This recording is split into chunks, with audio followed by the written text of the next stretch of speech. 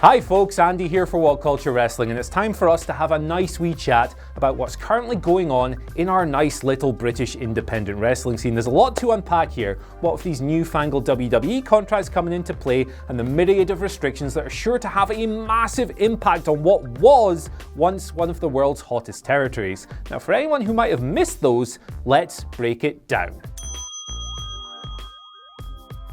So, this story was originally broken by WrestleTalk. It was followed up on by PW Insider and given even more context by Shagger Dave Meltzer in the Wrestling Observer newsletter. Basically, what has happened is that a number of WWE UK wrestlers have been given a pay rise, but they're now restricted to who they can work for. They can only work for a select handful of indie groups that WWE already have working relationships with. So we know that ICW, Progress, WXW, and perhaps a handful more are definitely on the clear list. But what's interesting is that Fight Club Pro, the promotion that Trent Seven owns, isn't one of them. So now, Trent Seven is banned from working matches in a wrestling company that he owns.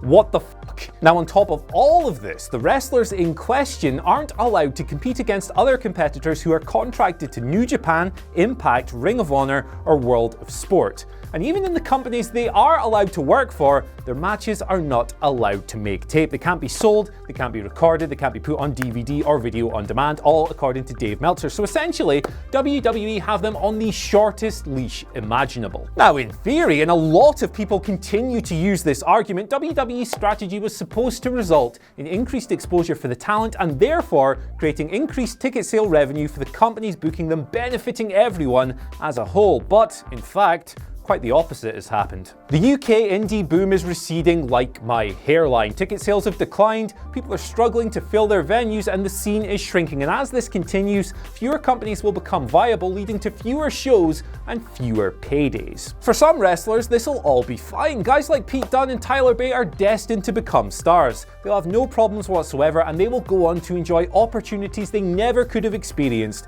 without WWE. Now, for them, it's a potentially great opportunity, but there is a dark historical context to all of this. Cast your minds back to the UK project's initial unveiling. No restrictions. This was the most notable line to those who know their history. This was the line that allowed everyone to believe this project wasn't going to be what the cynics thought it would be. The line that told everyone that Triple H was maybe going to do business differently to his father-in-law all those decades ago. And guess what?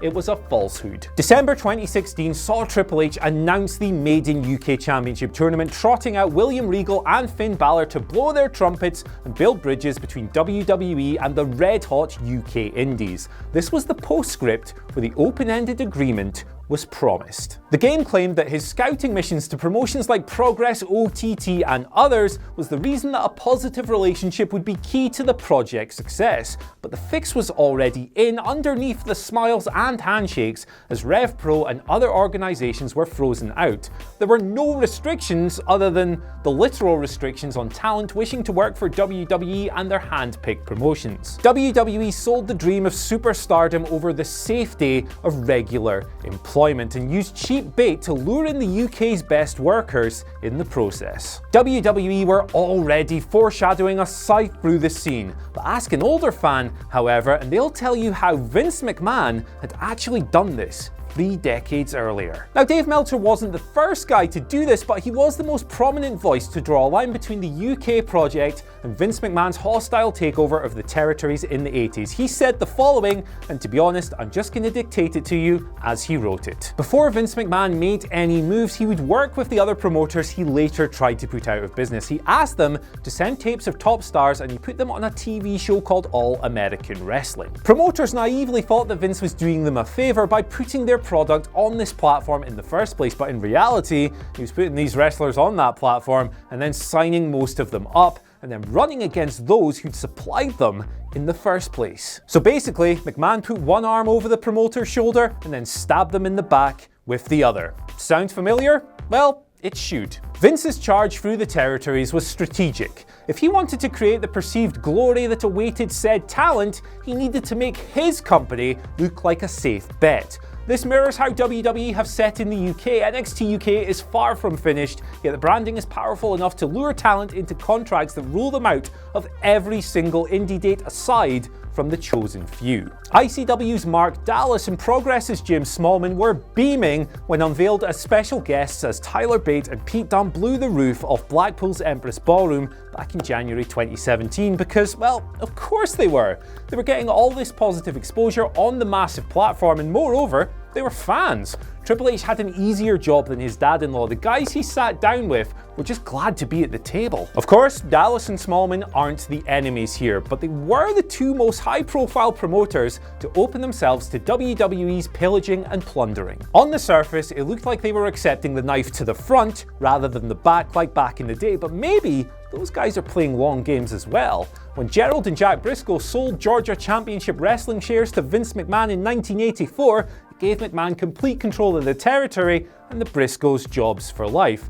The late Larry Matysik was a St. Louis stalwart who didn't even like Vince's takeovers, but he accepted a role as a business rep in the area. It was his failed attempt at protecting what he had built before the juggernaut swept in and conquered all. So these few indies are the only that WWE contracted talent can work for moving into 2019, and most of them already have links to people placed in WWE's Trojan Horse takeover. And even then, Triple H's new contract restrictions prevent those promotions from distributing the matches in any way. The matches themselves exist only for the live audience, having any potential income for the promoter. And this is where WWE kick another hornet's nest. How will this impact talent right now? More specifically, what fate awaits those who are already on the NXT UK gravy train? Current UK champion Pete Dunne recently spoke out on the matter, insisting that British wrestling will be safe, but here's the thing. He's already a beneficiary of this system. He co-owns Attack Pro Wrestling with fellow WWE signing Mark Andrews,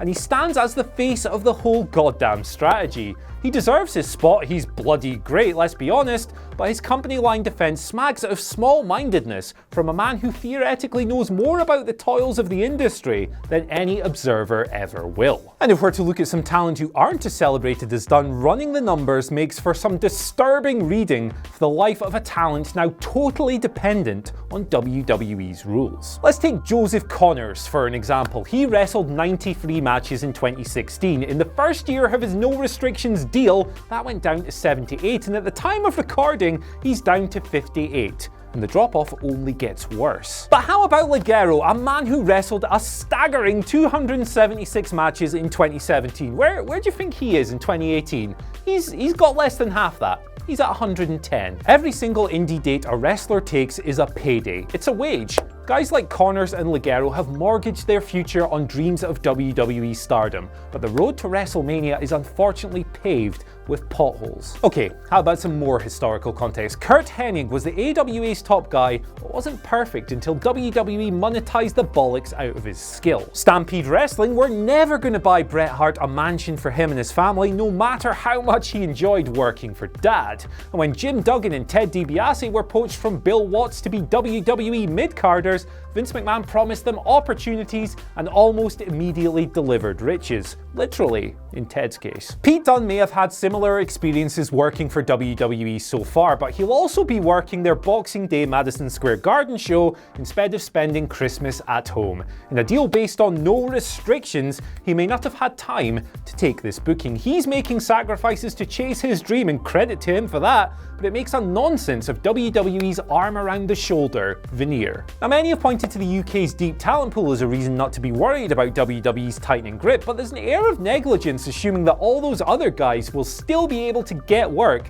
the longer Triple H and company stick around. There are currently more than 120 indie promotions in the UK, affording opportunities to hundreds and thousands of wrestlers that haven't linked terms with WWE yet. But how long can either figure stay that high? Companies will close, more wrestlers will see WWE as the easier option, fans will accept NXT UK as a polished version of the wrestling they used to love, and the scene, I reckon, is fit to implode. In fact, it's already happening. TakeOver Blackpool sold out in minutes, despite what WrestleTalk are reporting as poor ticket sales for the latest set of TV tapings in Liverpool. That this subject generates debate rather than criticism and concern is Triple H's biggest win since he booked himself over Sting at WrestleMania 31. Big businesses regularly assume the most power and control with confusion.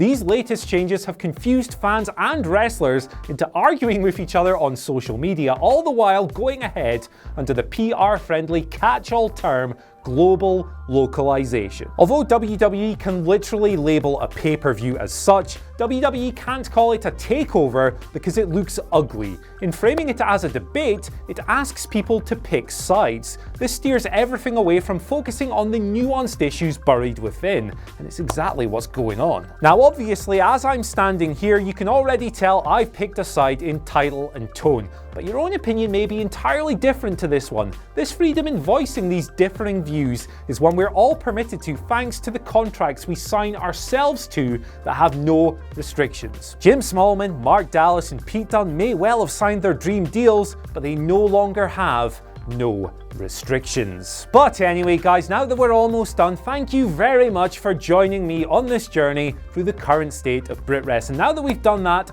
I ask you all to go to our website and check out the awesome accompanying article written by my very good friend Michael Hamflett, which will be linked down in the description below. And of course, once you've done that, don't forget to like, share and subscribe. And once you've done that, take yourselves over to whatculture.com/WWE and check out all manner of great articles dropping daily from the likes of Jamie Kennedy, Michael Hamflett, Benjamin Richardson and my dad, Michael Sidgwick. You'll have a great time. I've been Andy, and I'll see you later.